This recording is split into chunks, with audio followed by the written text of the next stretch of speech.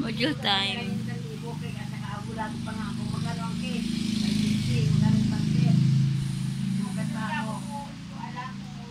Walang pasok sa school pero ano, face to face. Ay, modular. Ano ba? Sorry. Modular lang ang mga grades ngayon. Kaya ayan. Naka-ready ang cellphone, naka-ready ang laptop. Diba? Puro gadget na sa tabi pag modular.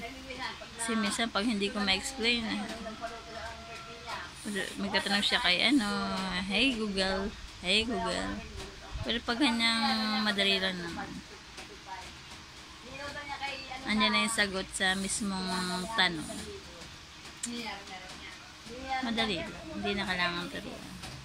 Pero pag isa-isa, yung sa grade 2, kailangan pa talagang isa-isa yun.